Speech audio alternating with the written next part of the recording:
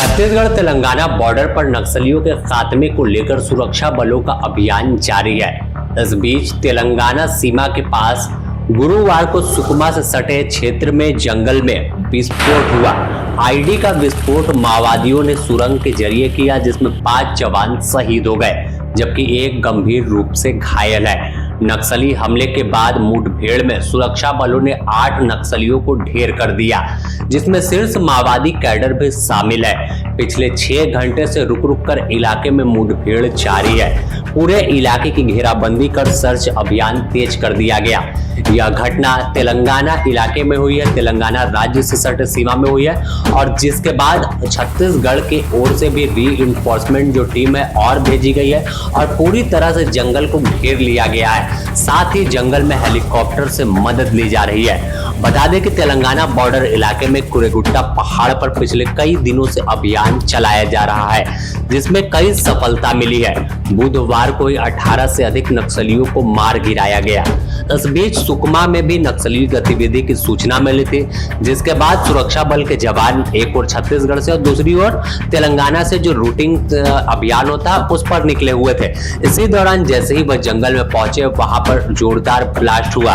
बताया जा रहा है कि सुरंग थी और सुरंग में ही आईडी जो था वो लगाकर माओवादियों ने रखा था, और जैसे ही सुरक्षा बल के जवान पहुंचे वो ब्लास्ट कर दिया, जिससे 5 जवान शहीद हो गए हैं। तमाम जवान जो शहीद हुए हैं वो तेलंगाना ग्रे हॉर्न के हैं, जो घातक रूप से माओवादियों पर वार करते हैं। लेकिन माओवादियों ने एक साजिश के तहत 5 लोगों को शहीद किया है। इसके अलावा एक गंभीर रूप से घायल है। घायलों को अस्पताल में भर्ती कराया गया है। इस घटना के बाद छत्तीसगढ़ की ओर से भी अभियान तेज कर दिया गया, जिसके बाद भीषण मुठभेड़ शुरू हुई।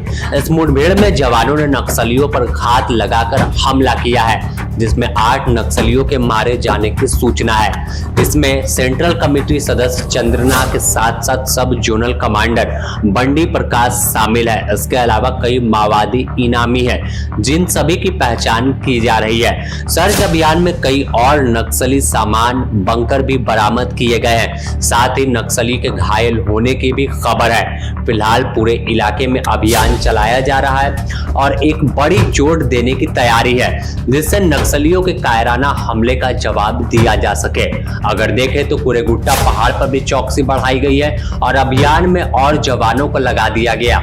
इलाके में हेलीकॉप्टर से नजर रखी जा रही है और हर मूवमेंट माओवादियों की जो है उस पर गहनता से जो है नजर तमाम जवान बनाए हुए हैं, जिससे उन्हें खोज कर मार गिराया जा सके।